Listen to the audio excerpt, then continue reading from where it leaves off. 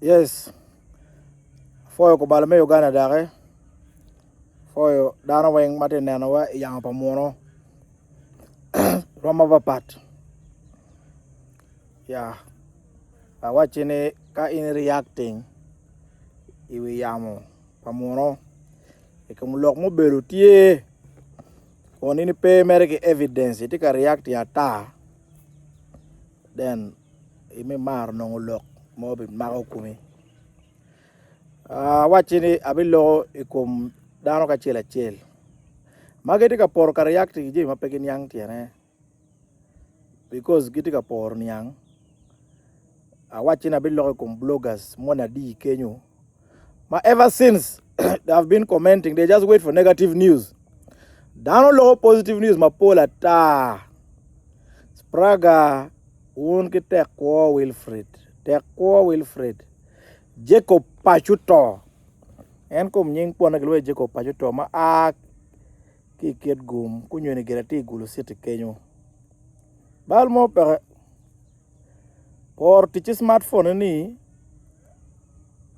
ubikere pero because imaro yenyo lock menongo content. Any reasons mo kena wego our creatives ki kumala me Uganda gi donyo igen makiluoni katich ki drug abuse enini ki mato jai ki don't get very frustrated because we want to take preaching negative news. Utika malo ke negative news Pachuto Jacob maluonge ni Spraga kono Spraga promotion. Kono piano ibero katimo campaign pilotela mogo were bero ke tek chuni tamalotela ene gok romo konyi romo chumpiri wero pelu pe war dano pe bero beba mayar matiri angera atika mini last warning when it take Wilfred whether it's positive news or negative news. Angelo Badman Solo, don't want to see any of you people posting anything about me on your social media handles. You do it at your own risk. And Admiral which were very clear. Post about Badman Solo at your own risk. Other bloggers, they are very free. Because at least for them, the Pegbero bias can megu. For you, for very many years, you have been negative on Badman Solo. And very many other creatives. Tekwa Wilfred, me mega FM, ibero no professional journalist. Me ibero I mega. Ibero katiko radio favor. Idugi mega FM. Mana winyi beru winyi teach you. Kone teach kwenye pangewe. Yabo gera YouTube channel li. Me luo kone luo TV kone Kenyo. Ana pege pero mo. Ba pege issue mo against in. But my issue is about writing negativity. Well, I don't want any news about me on your channel.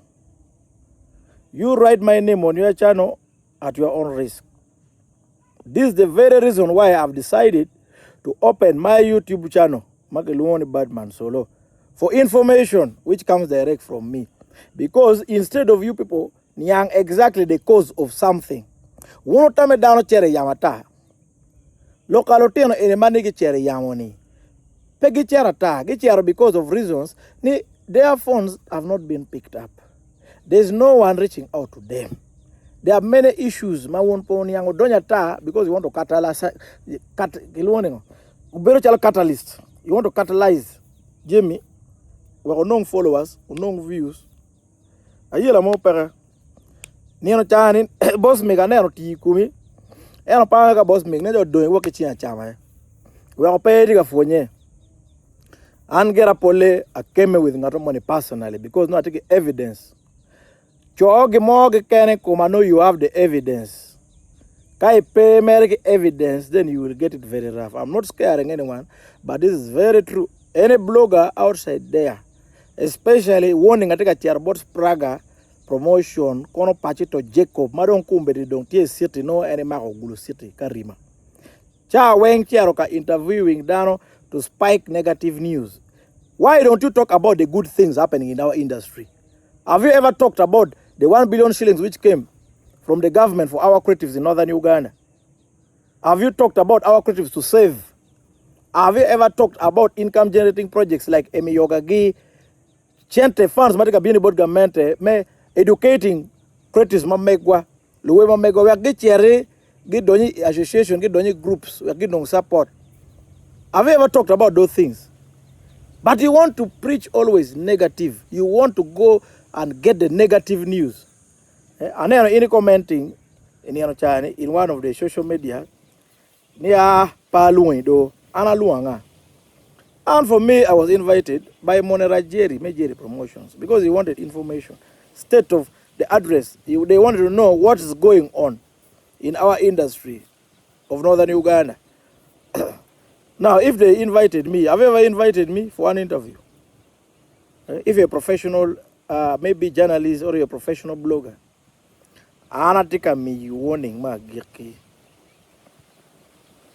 Take it with Maraj. I take a watch Mayara because you have been in this industry. And we have never always come to talk on air. But ke wachine kai tiro lingui down to the next day, down to the third day, iponi pero inekumi. No one will hear your side of the story.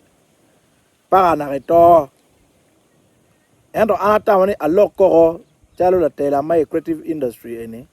Because because of frustration, because get down on my low again. These are issues affecting our industry. And you are part of our industry as creatives, bloggers. Makono cherry unen kid mobilizing yourselves, won't tell content creators, when you won't tell bloggers. Recently, la did lo billion a beach, Kampala. Both content creators, like YouTube, TikTok, if you are organized, you can form your circle. But we already have a circle as Working Arts Foundation. Ma you making noise about that.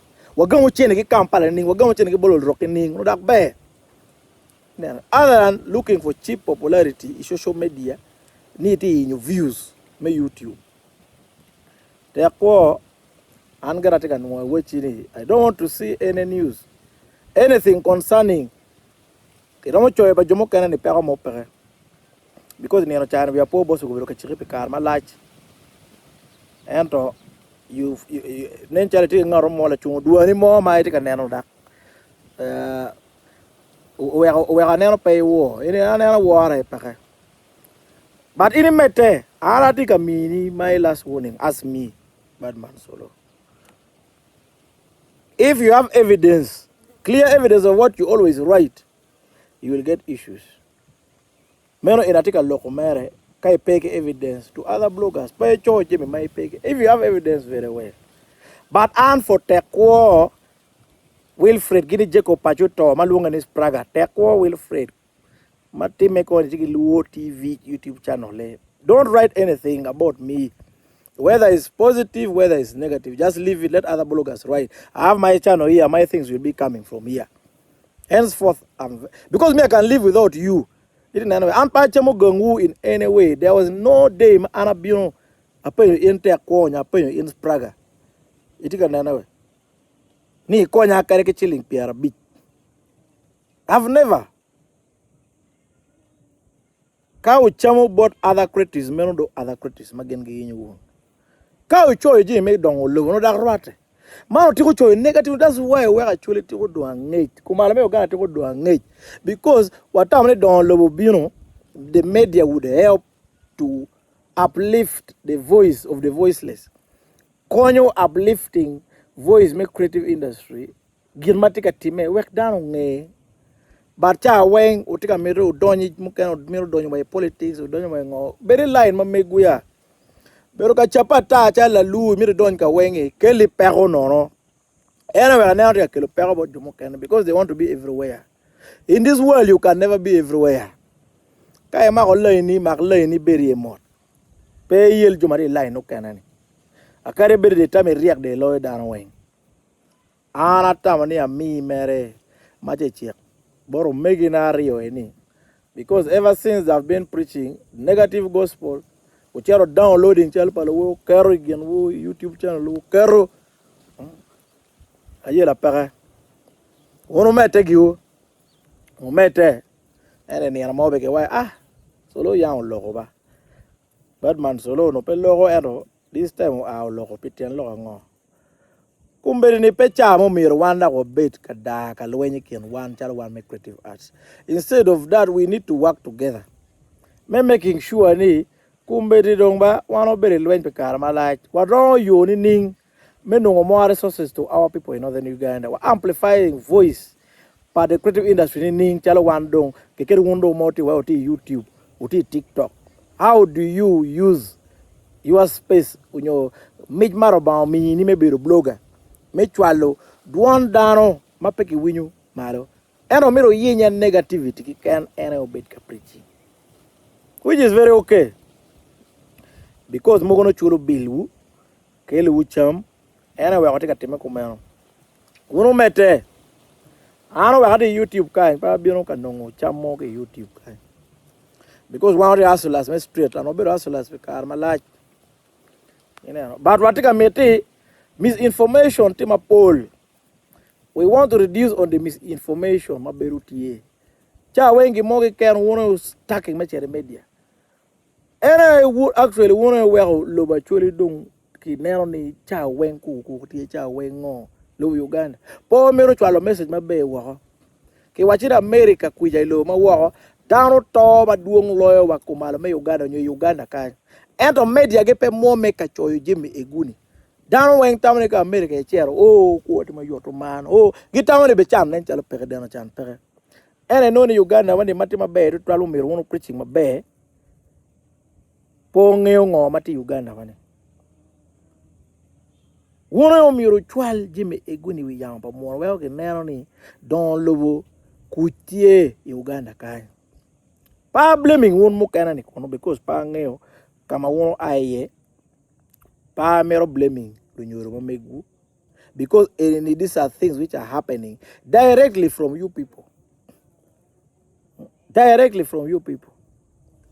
but angera lo eno angera ka ngata ngea no ngea di state Kenya wena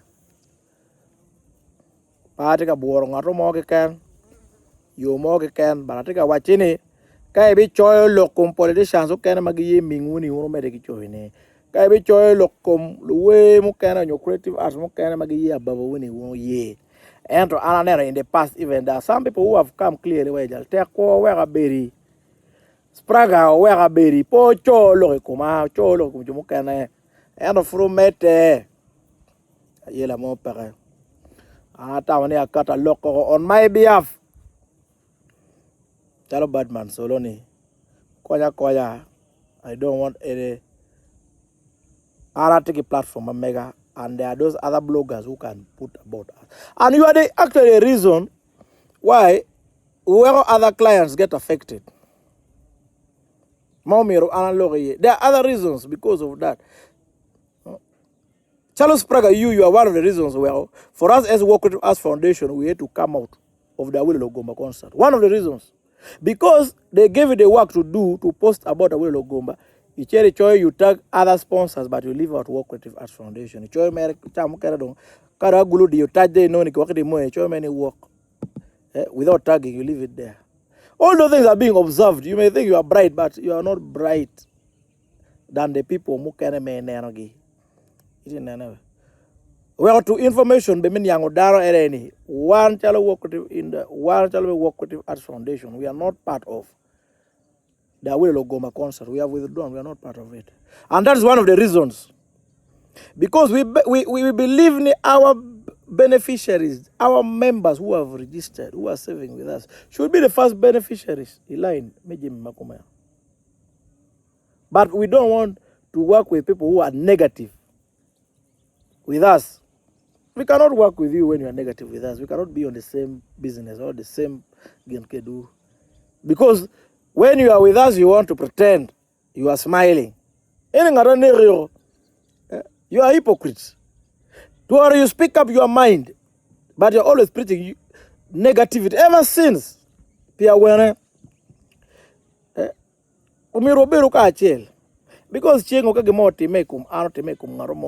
we expect one Mati could industry to you catch in the Puching. In Betching, doki kid gum kuyanyo gimoy kan wane enemy me neno chala wano mingi. We are the people who will mobilize for you. We are the people who will support you.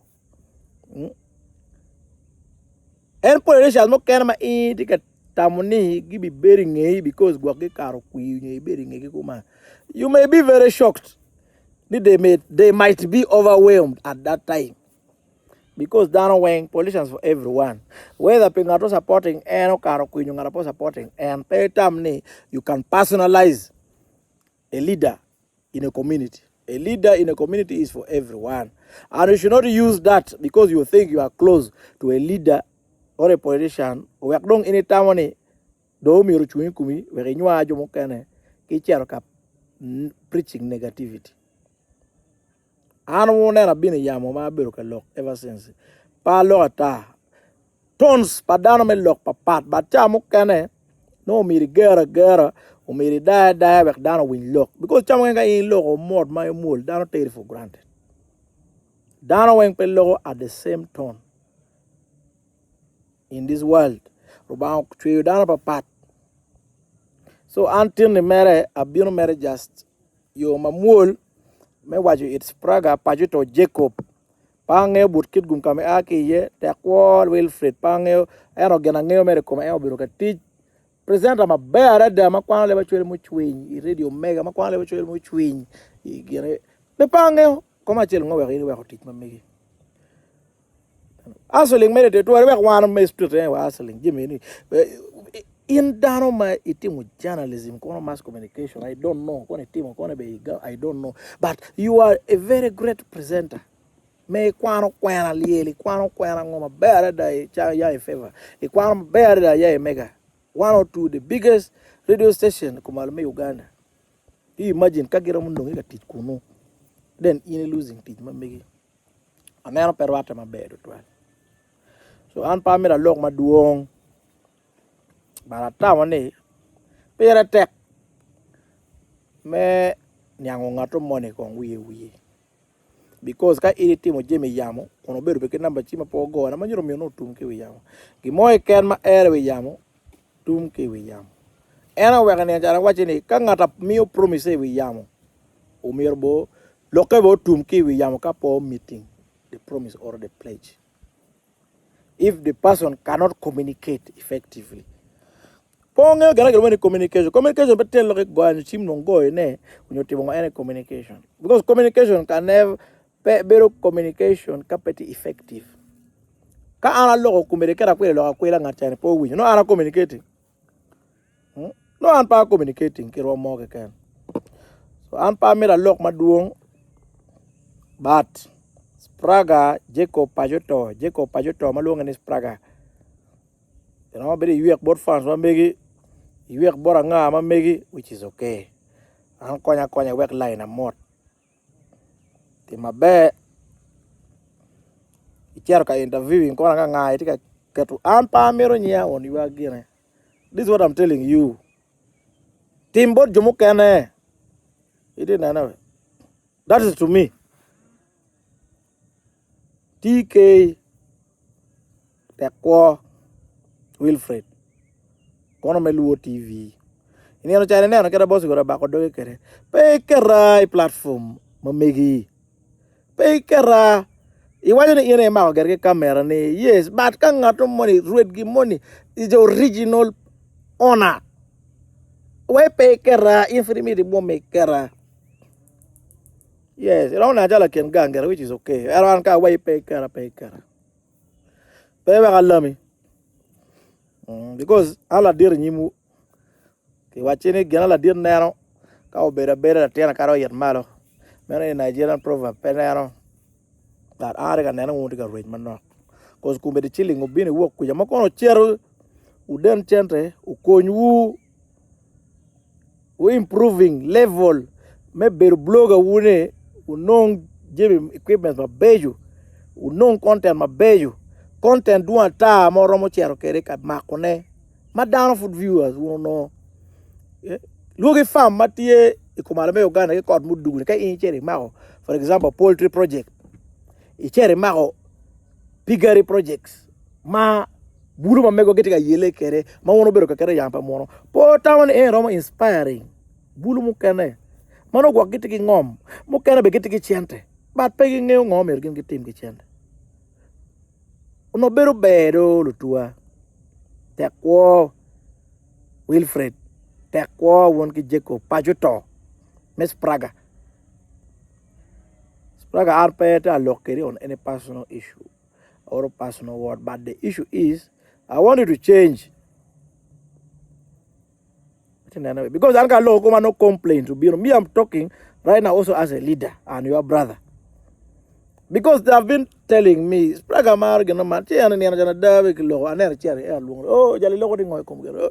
because you want to ignite, gospel.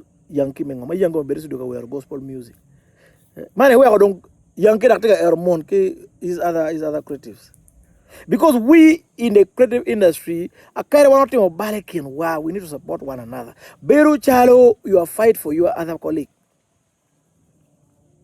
ka ineti family a chel a carry latino timo bal pe char ka chwa latino kene I chwa dana magang ka de ngeo sorting look gang dong gang la chian meno ini lok ma mega mati kere pitene pa bino kada baratama ni message ma mega o mabe boru o tema mere be o betian ma giku e choje kuma because abe lego ba ma mega me fotu on my behalf ara ne wana ka wono timo genene whether fura ko whether atima dong gwa ko pe kuma ni mo pa lega ni tibuna ka gwa kuma peke ma won beru ka choy kuma ka won po bi no kwayo kija tibuna po wa wono wi o tik jwa to mere jwi di wo jwi do di nge wo jwi